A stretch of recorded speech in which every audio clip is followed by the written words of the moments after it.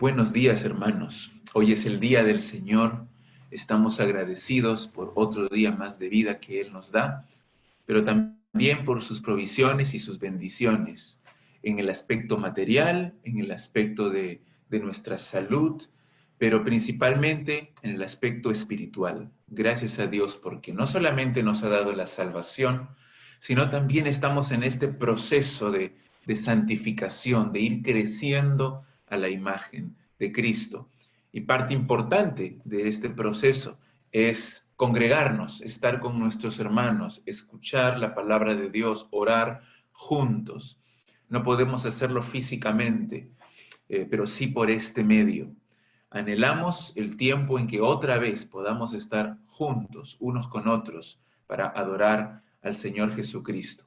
Pero mientras tanto, vamos a tener este tiempo de culto. Así que les pido, hermanos, que inclinen sus rostros y también cierren sus ojos, porque vamos a orar y pedir la bendición del Señor para este tiempo. Padre nuestro, gracias te damos por tu gran amor. Gracias por tu bondad, misericordia y tu gracia al darnos vida, al permitirnos estar juntos, adorarte en espíritu y en verdad. Te pedimos ahora que nuestros ojos espirituales, nuestros oídos espirituales, estén bien abiertos para entender tu palabra, para cantar también con alegría, para dar nuestras ofrendas de corazón, para que todo lo que hagamos en este tiempo sea para gloria de tu Hijo Jesucristo. Gracias, Señor. Guíanos, que tu Espíritu nos guíe, que tu Espíritu nos enseñe, que tu Espíritu nos ilumine y también nos capacite para obedecer y vivir vidas santas que te agradan. Señor, nos encomendamos a ti, en el nombre de Jesús. Amén. Muy buenos días, hermanos. Estamos agradecidos a nuestro Dios porque nos da otra ocasión, otra oportunidad para que reunidos podamos cantarle, podamos elevar nuestros corazones, expresar con nuestras bocas nuestro agradecimiento a Él. Vamos a agradecerle cantando por la salvación y el perdón que tenemos a través del sacrificio de nuestro Señor Jesucristo. Vamos a alabarle y vamos a hacerlo con todo el corazón.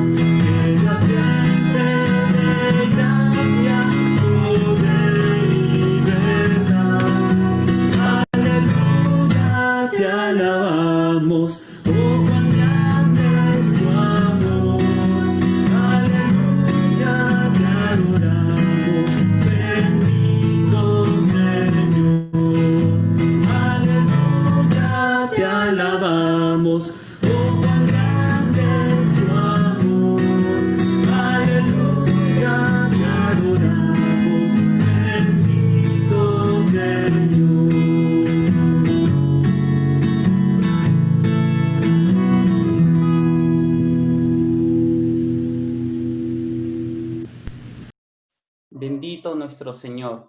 Le alabamos por su amor, le alabamos por su salvación, por el sacrificio de nuestro Señor Jesucristo. El himno que vamos a cantar a continuación lo aprendimos hace unas pocas semanas. Ven, contempla el gran misterio. Vamos a cantarlo nuevamente y vamos a alabar a nuestro Señor con él.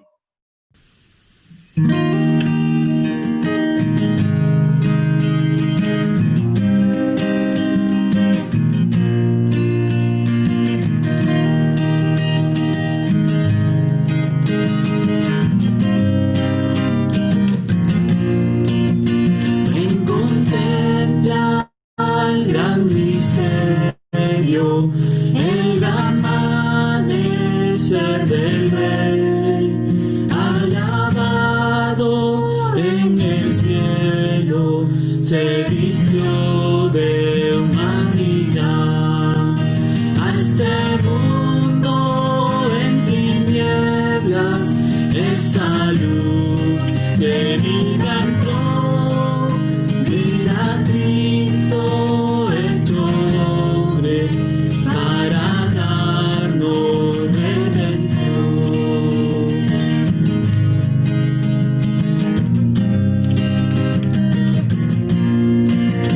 Ven, contempla el gran misterio, el perfecto Hijo de Dios.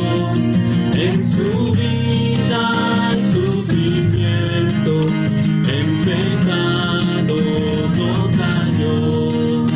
Mirarán el verdadero Salvador del hombre infiel, Cristo el firme cumplimiento de la ley, la roca al cielo.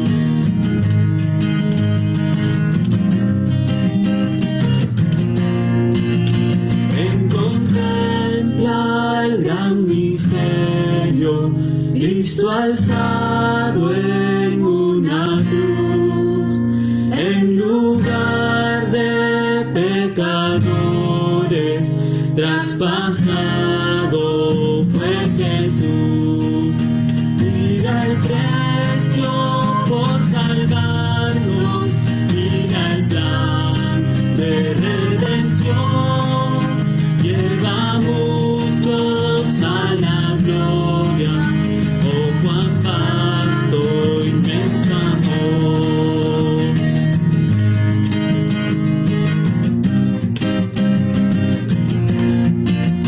Ven, contempla el gran misterio, Dios de vida que murió, mas la tumba fue vencida, gloria al Padre, vivo está.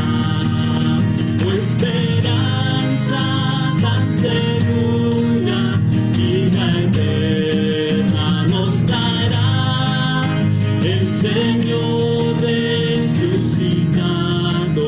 cuando venga a reinar.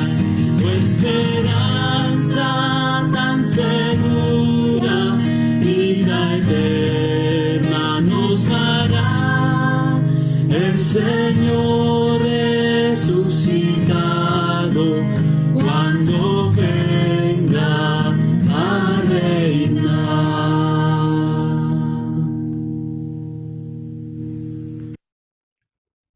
Buenos días, hermanos. Vamos a dar lectura a la palabra de Dios. Nos dirigimos a el Salmo 119, versículos del 97 al 104. Salmo 119, los versículos del 97 al 104. Dice la palabra de Dios: Oh, cuánto amo yo tu ley, todo el día es ella mi meditación. Me has hecho más sabio que mis enemigos con tus mandamientos, porque siempre están conmigo. Más que todos mis enseñadores he entendido, porque tus testimonios son mi meditación. Más que los viejos he entendido, porque he guardado tus mandamientos. De todo mal camino contuve mis pies, para guardar tu palabra. No me aparté de tus juicios, porque tú me enseñaste. Cuán dulces son a mi paladar tus palabras, más que la miel a mi boca. De tus mandamientos he adquirido inteligencia. Por tanto, he aborrecido todo camino de mentira. Amén, hermanos. Gracias, Enrique. Oremos, hermanos. Padre nuestro, gracias por tu palabra. Gracias porque nos hablas. Que seamos sensibles a tu voz. Que tu Espíritu Santo nos guíe a la verdad. Y, Señor, que podamos triunfar en la lucha que tenemos contra el pecado cada día por medio de tu Espíritu Santo. Señor, enséñanos, ayúdanos. Te lo pedimos en el nombre de Jesús. Amén. El diccionario de la Real Academia de la Lengua define la palabra mortificar en su primera acepción como afligir, desazonar o causar pesadumbre o molestia. Usamos esa palabra generalmente para referirnos a alguien que causa estas emociones en nosotros. Por ejemplo, decimos, tu conducta y tus palabras ofensivas me mortifican. No es algo que nosotros quisiéramos hacer en contra de otra persona. Sin embargo, es lo que el texto de hoy nos ordena hacer. El creyente debe mortificar. En realidad, la palabra viene de dos palabras latinas. La palabra morte, que significa muerte, y la palabra ficare, que significa hacer.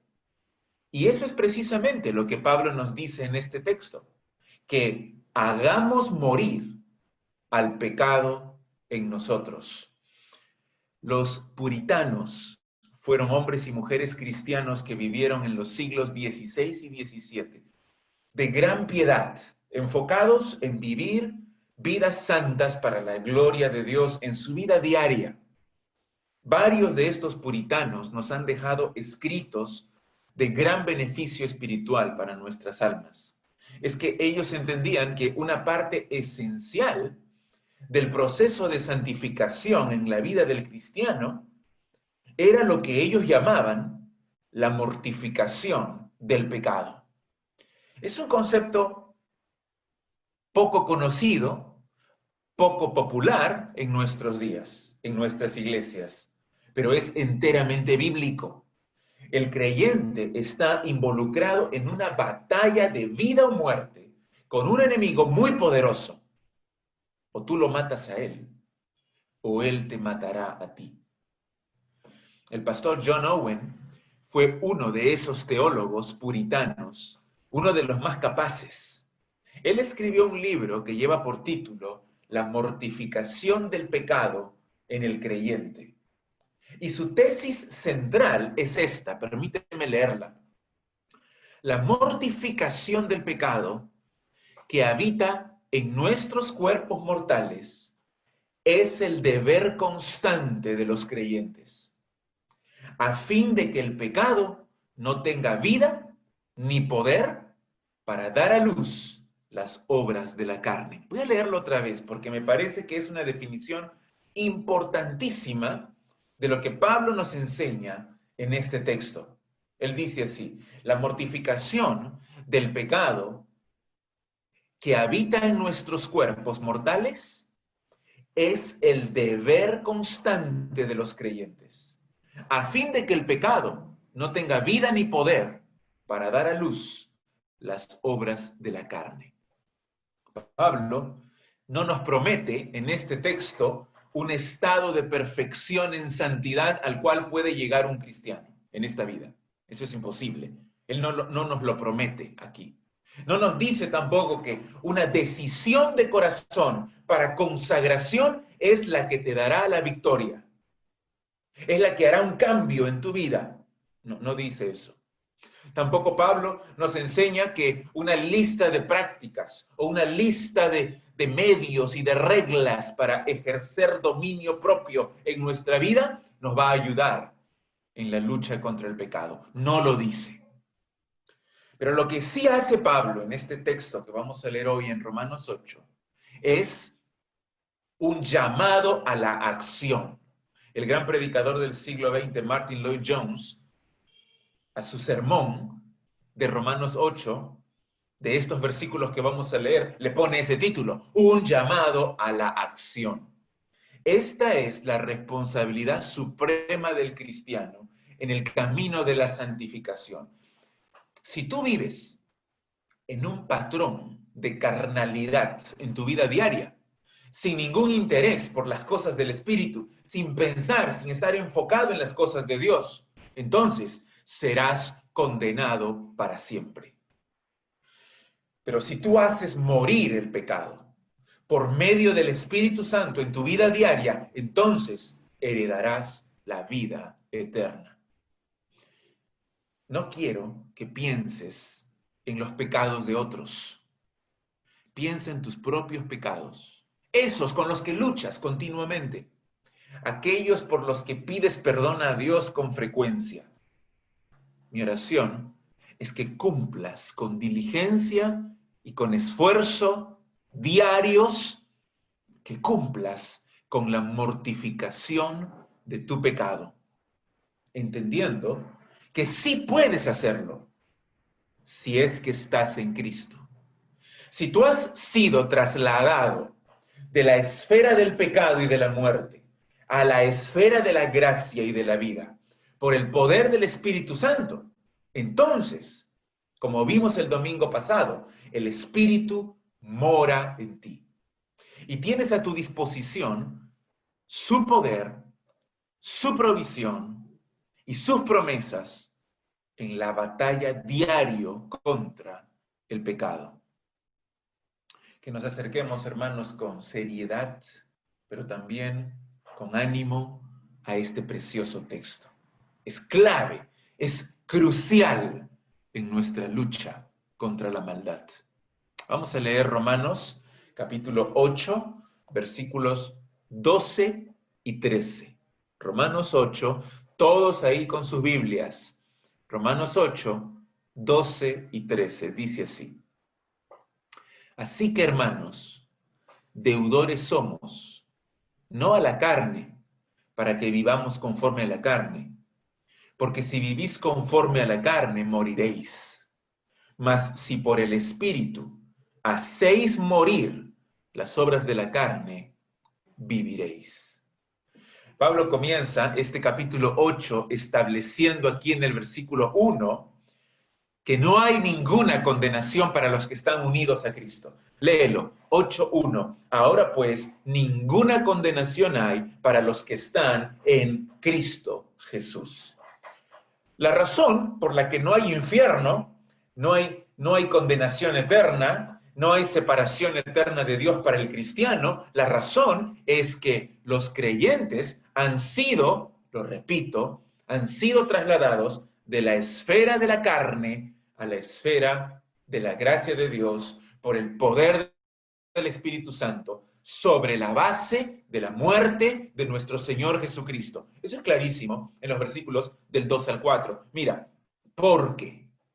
Esta es la razón por qué no hay condenación. Porque la ley del Espíritu de vida en Cristo Jesús me ha librado de la ley del pecado y de la muerte. Se ha hecho este traslado de la esfera de la muerte a la esfera de la vida. Porque lo que era imposible para la ley, ¿qué cosa? Salvarnos, por cuanto era débil por la carne. ¿Qué carne? Nuestra carne. Dios enviando a su Hijo en semejanza de carne de pecado y a causa del pecado condenó al pecado en la carne. Es decir, Él murió en nuestro lugar. Sobre esa base es que el Espíritu nos hace nacer de nuevo, nos da verdadera libertad. Cristo llevó nuestro pecado sobre sí mismo en la cruz. Y allí Dios derramó su ira justa en contra de nuestro pecado. Canceló la deuda que nosotros teníamos en contra de Dios y que jamás le íbamos a poder pagar.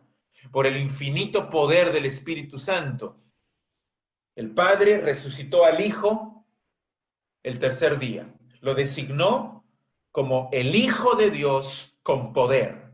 y lo exaltó hasta lo sumo. Y en el momento en que nos arrepentimos de nuestros pecados y creemos en Él como Señor y Salvador, somos perdonados. Y su justicia perfecta, esa justicia con la cual Jesucristo anduvo aquí en la tierra, esa justicia es imputada a nuestra cuenta. Por eso el versículo 4, mira lo que dice: para que la justicia de la ley, este es el propósito de la cruz de Cristo, que la justicia de la ley se cumpliese en nosotros. Como dije, glorioso intercambio, preciosa transacción, nuestros pecados sobre Él, su justicia en nosotros. Somos justos en Cristo Jesús. Y luego en los versículos del 5 al 11, Pablo describe el contraste que existe entre los que viven en la esfera de la carne y los que viven en la esfera del Espíritu. ¿Recuerdas lo que dijimos? 2 mensajes, 2 sermones enteros hemos dedicado a estos versículos del 5 al 11. Por un lado, los que son de la carne son enemigos de Dios. Son incapaces de agradarlo, incapaces de obedecerle. Y su fin es la condenación eterna. Por otro lado, los que son del Espíritu tienen al Espíritu Santo morando en ellos. Y ese Espíritu nos da la vida abundante. Ahora, en el presente, nos da paz con Dios. Y también ese Espíritu que mora en nosotros nos resucitará incorruptibles en el día de la segunda venida de Cristo. Ahora en los versículos 12 y 13, Pablo llega a la conclusión de lo que ha dicho en los primeros 11 versículos. Entonces, hay 2 esferas. Los creyentes en Cristo están en el Espíritu, no en la carne. Ese Espíritu que habita en nosotros nos da vida eterna, vida plena, abundante, vida indestructible, que solamente Dios puede dar. Una vida que al final triunfará, incluso sobre la muerte física, porque nos dará cuerpos inmortales, incorruptibles, resucitados, para vivir con Dios por toda la eternidad. Pero mira ahora cómo empieza el versículo 12. Así que, lo cual nos indica que esta es la consecuencia, esta es la conclusión, este es el resultado de esta obra maravillosa de Dios en Cristo Jesús, por el poder del Espíritu Santo. Esta es la conclusión. Esto es lo que tienes que hacer en tu vida diaria. Esta conclusión nos presenta 3 elementos esenciales en el camino de la santificación, porque esa es nuestra vida. Es un camino, es un proceso de santificación. ¿Cuáles son estos 3 elementos que Pablo nos da aquí? En primer lugar, el fundamento de nuestra santificación. En segundo lugar, una advertencia. Y finalmente, la exhortación. El fundamento, una advertencia y la exhortación. Veamos en primer lugar cuál es el fundamento de nuestra santificación. Ya lo dijimos, ya lo sabes. Vamos, dilo ahí, ya lo sabes. ¿Cuál es el fundamento de nuestra santificación? Es la obra de liberación en Cristo, efectuada por el Espíritu Santo. Mira el versículo 12. ¿Qué dice el versículo 12?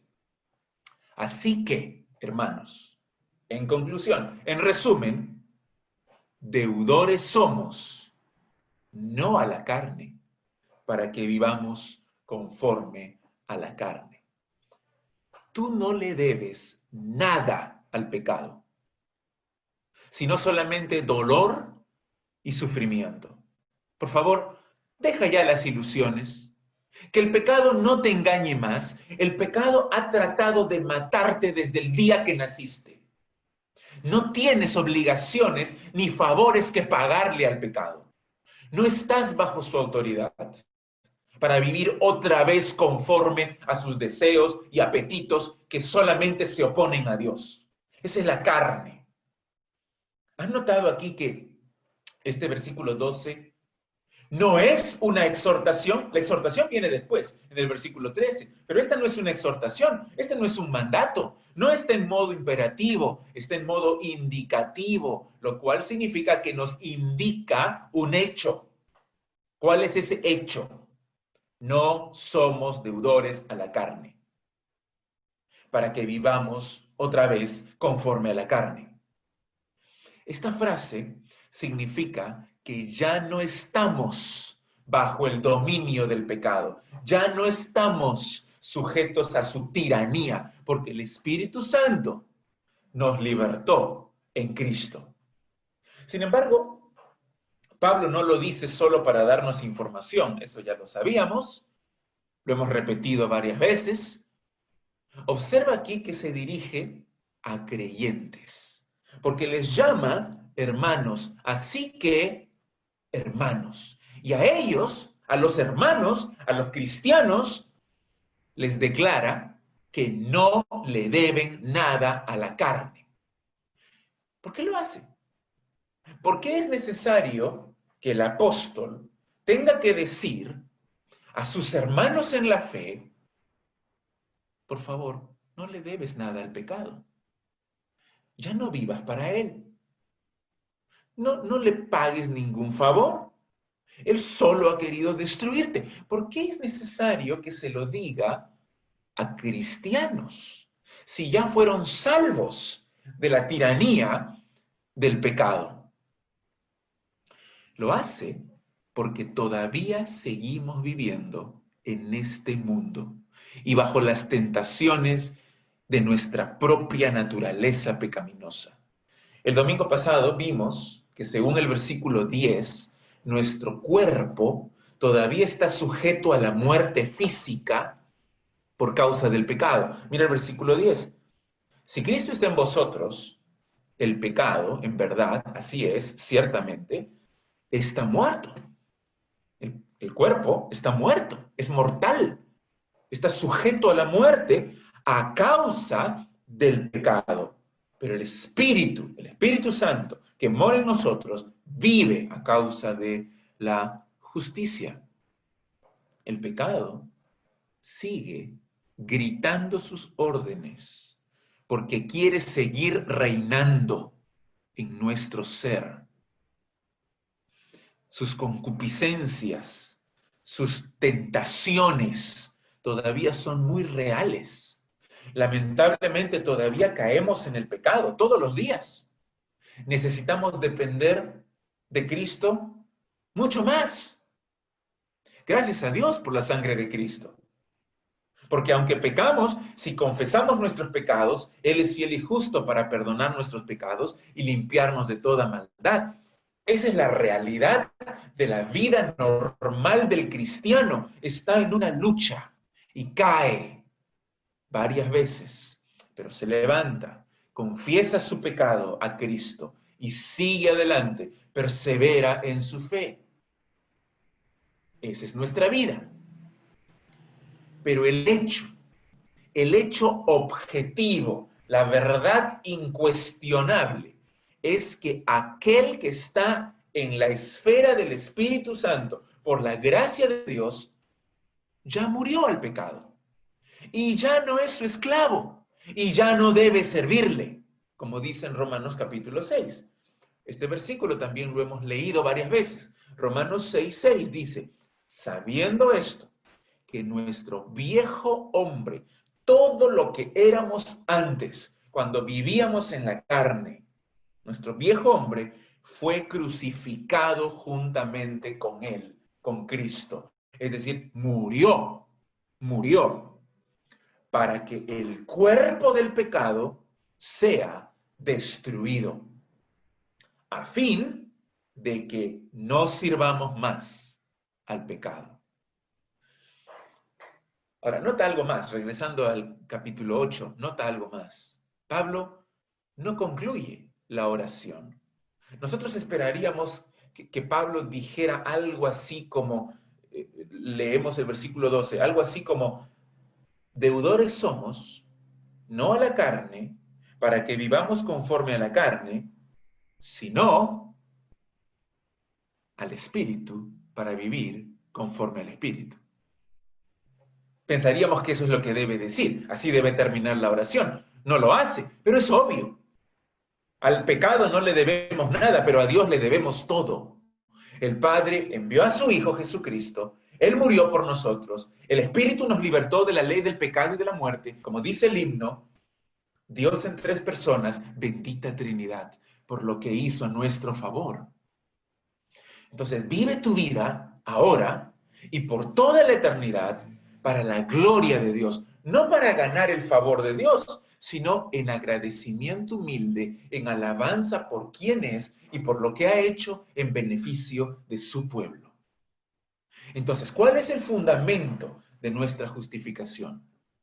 La obra de liberación en Cristo, efectuada por el poder del Espíritu Santo.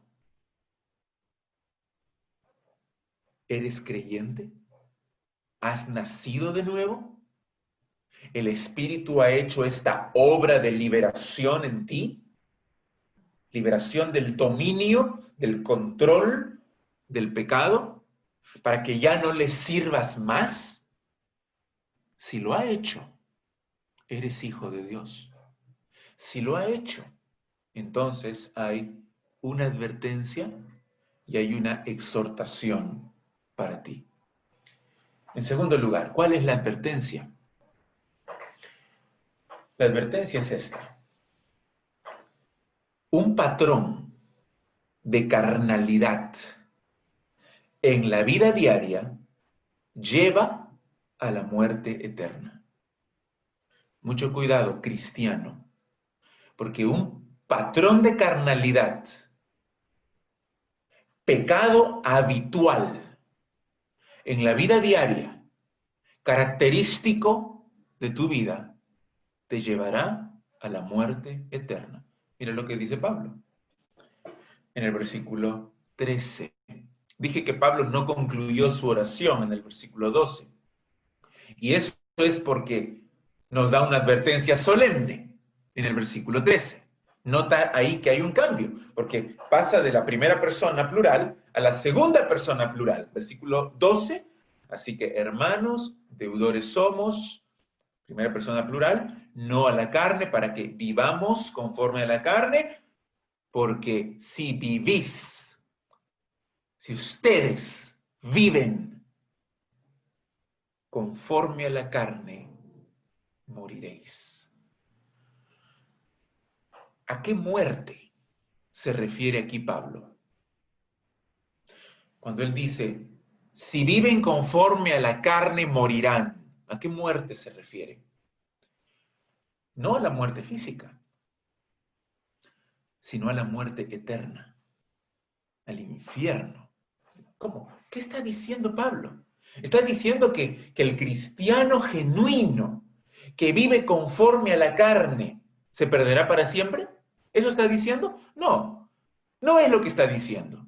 Sin embargo, la advertencia a los que profesan ser creyentes es real. Hermanos, les dice en el versículo 12, hermanos, si ustedes practican habitualmente el pecado, se van al infierno. No vayas a pensar que como tú hiciste una decisión por Cristo, entonces ya eres inmune a la condenación. ¿Por qué? Porque un día hice una oración. Porque un día pasé al frente.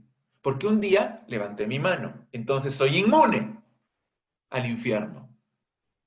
Escucha cómo lo dice el teólogo John Murray. Él dice así: la muerte del creyente a la ley del pecado no lo libra de la necesidad de mortificar el pecado en sus miembros. No lo libra de la necesidad de mortificar el pecado en sus miembros. Hay dos grandes sistemas teológicos conocidos como arminianismo y calvinismo. Y ambos difieren en este punto. Los arminianos creen que un creyente verdadero realmente puede perder su salvación por cometer pecado deliberado, por vivir una vida carnal en oposición a Cristo. Ese cristiano puede perder su salvación.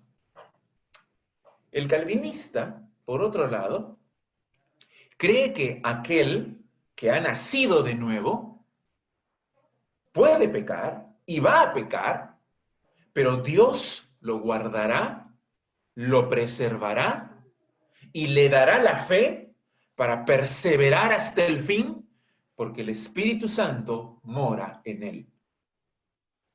Bueno, me parece a mí que esta es la posición bíblica. Lo he repetido varias veces en esta serie de Romanos. El justificado será santificado en la vida presente y será glorificado al final. No se perderá. Nuestra salvación está segura en Cristo. Otra vez, Romanos 8:1. Ahora pues, ninguna condenación hay para los que están en Cristo Jesús. Ahora observa, Romanos 8:30. Y a los que predestinó, desde antes del inicio de los siglos, a los que predestinó, a estos también llamó.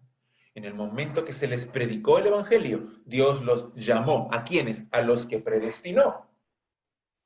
Y luego dice, y a los que llamó, a estos también justificó. Esos que son llamados por Dios, necesariamente serán justificados por Dios. Y a los que justificó, a estos también glorificó. Necesariamente, los justificados serán glorificados. Ni uno se perderá. Y observa cómo termina el capítulo 8, versículos 38 y 39, por lo cual estoy seguro de que ni la muerte, ni la vida, ni ángeles, ni principados, ni potestades, ni lo presente, ni lo porvenir, ni lo alto, ni lo profundo, ni ninguna otra cosa creada nos podrá separar del amor de Dios que es en Cristo Jesús, Señor nuestro. Estamos completamente seguros en Cristo. Sin embargo, esta verdad que acabo de predicar no anula la advertencia de Pablo en este versículo 13. La enseñanza bíblica es clarísima. Somos salvos por la sola fe en Cristo. Pero esa fe se manifestará inevitablemente en una vida transformada. La obediencia a Dios de corazón, la vida en santidad es indispensable para heredar la vida eterna. Sin santidad nadie verá a Dios. Pero esa obediencia, esa santidad, solo puede nacer de un corazón que ha sido regenerado por el Espíritu Santo. Así que aquel que vive conforme a la carne da evidencia que nunca fue regenerado, nunca se convirtió realmente y morirá eternamente. No importa lo que diga, no importa lo que haya hecho, no importa lo que haya decidido en un punto de su vida, no importa lo que haya orado, no importa lo que haya sentido, se perderá para siempre. Lo que esta persona necesita hacer es venir a Cristo en arrepentimiento sincero y fe. Necesita entender el Evangelio y necesita confiar en Él de todo corazón. Creer que el Señor Jesucristo es Dios Todopoderoso, es Dios hecho carne y que Él murió por sus pecados y resucitó de los muertos para dar vida a todos los que creen en Él. Este hombre necesita humillarse delante de Cristo y reconocerlo como el Señor y el Salvador de su vida. ¿No lo has hecho aún? ¿Qué estás esperando? La advertencia, entonces, para todos aquellos que profesan ser cristianos es esta.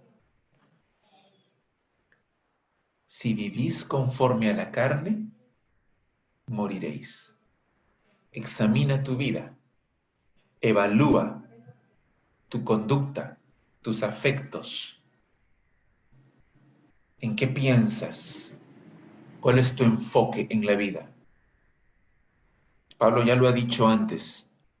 Los que son de la carne piensan en las cosas de la carne, pero los que son del Espíritu piensan en las cosas del Espíritu. Así es. Pablo está describiendo los dos únicos grupos que existen. El corolario es muy claro. Versículo 13.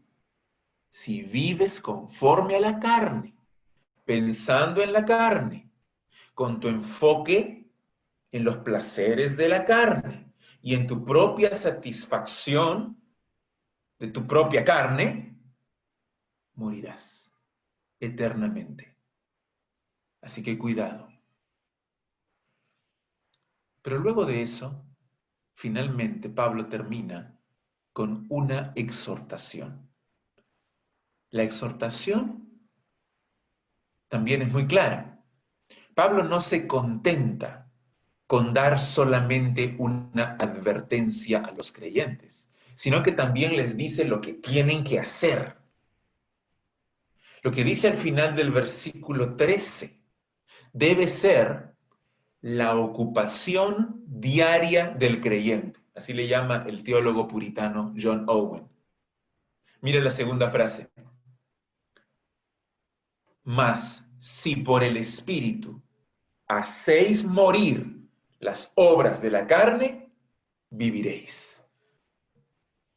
El comentarista Douglas Moo dice, ni el indicativo, o sea, lo que Dios ha hecho por nosotros en Cristo, su obra, ni el imperativo, o sea, lo que nosotros tenemos que hacer, pueden ser eliminados. Ambos son necesarios, están conectados. El fundamento es el indicativo, el fundamento es la obra de Dios en Cristo. Nuestra obediencia es el fruto necesario. Ambos son importantes y necesarios en la santificación. El actor clave en todo esto es el Espíritu Santo. El Espíritu Santo es quien nos ha librado de la muerte y del pecado. Él ha venido a morar en nosotros y Él es quien produce en nosotros el fruto de la santificación. Él es quien nos capacita para obedecer la voluntad de Dios de corazón.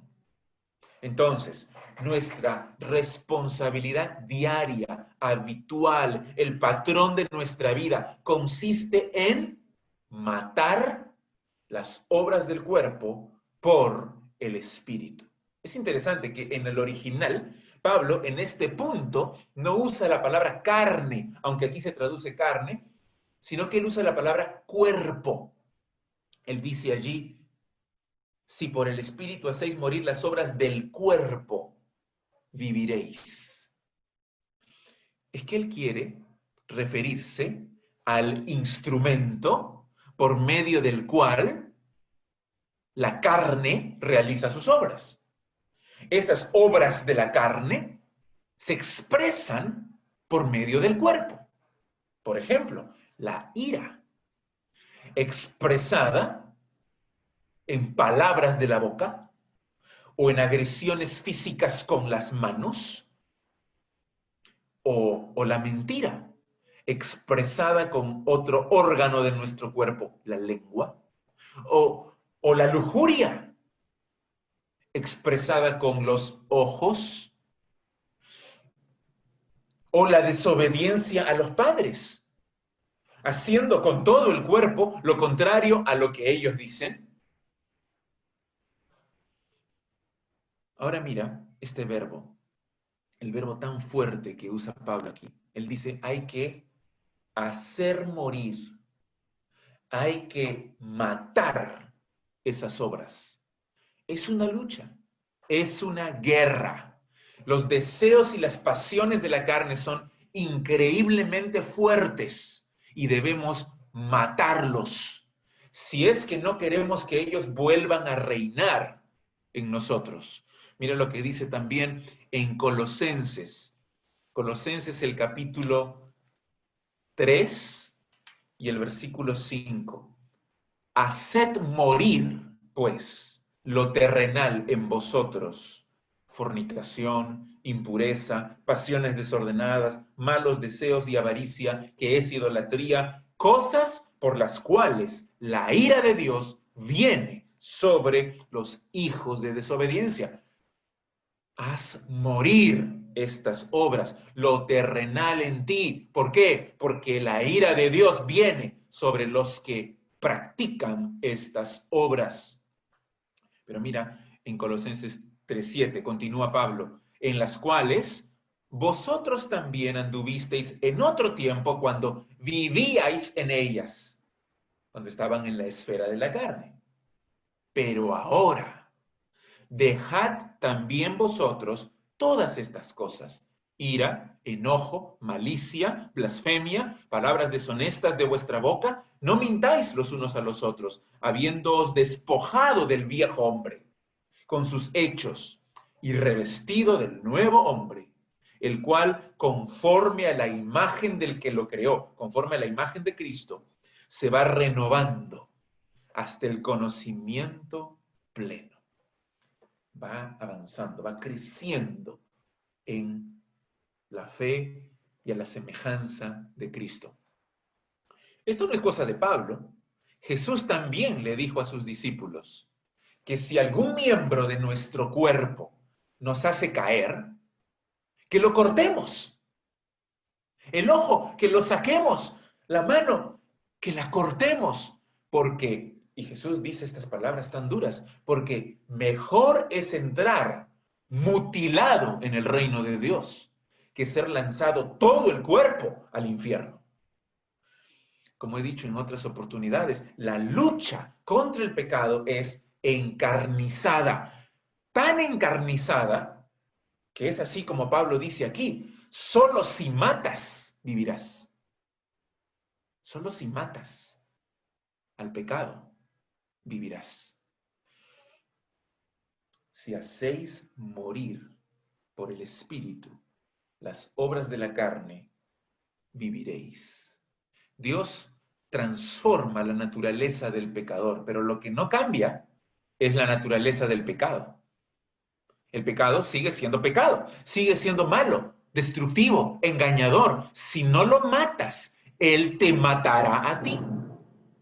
Entonces, en esta guerra espiritual, esta es la verdadera guerra espiritual, no lo que hablan en algunas iglesias, pero en esta guerra espiritual, ¿cómo mato al pecado en mí? ¿Cómo mato al pecado en mí? Solamente respondiendo esta pregunta podríamos tener una serie completa de sermones. ¿Cómo mortifico al pecado? Pero ahora basta decir que la victoria diaria sobre el pecado solamente es posible por medio del Espíritu Santo. Es lo que dice el texto. Si por el Espíritu hacéis morir las obras de la carne, viviréis. La santidad de vida, la obediencia a la palabra de Dios, una vida vivida para la gloria de Dios, agradándole a Él con fruto, se logra esforzándonos, luchando, perseverando en el poder del Espíritu Santo que mora en nosotros. Este es un proceso, hermanos, la santificación, un proceso laborioso, arduo, que dura toda la vida. Lo que estoy diciendo es que en el proceso de santificación, en tu vida diaria, hasta que mueras, es totalmente necesaria tu participación, tu esfuerzo, tu diligencia, tu disciplina. Pero nunca en nuestras propias fuerzas, sino en las que da el Espíritu Santo. No hay métodos humanos, no hay rituales humanos, no hay reglas humanas por las que podamos mortificar al pecado, sino solamente por el poder del Espíritu Santo. Nota aquí que el verbo hacéis morir está en presente, lo cual indica una lucha diaria, una lucha habitual. En todo momento de la vida hay tentaciones, hay decisiones que tomar en el camino de la santidad. Es un camino angosto y difícil, como dijo Jesús, el que lleva a la vida eterna. Pero hay que caminarlo. La principal arma del Espíritu en esta batalla es la palabra de Dios. En Efesios 6, cuando se describe la armadura del cristiano, se menciona una única arma ofensiva con la cual atacar, con la cual matar. ¿Cuál es esa arma? La espada del Espíritu, que es la palabra de Dios. Así es como cumplo este mandato. Mato al pecado en mí usando la espada del Espíritu Santo, que es la palabra de Dios. El Espíritu nos ilumina, nos guía y nos enseña y nos capacita para comprender las Escrituras. Pero además nos da la fe también para confiar en las promesas de la Biblia. Y además nos capacita, nos empodera para obedecer los preceptos de la palabra de Dios. También nos ayuda en la oración.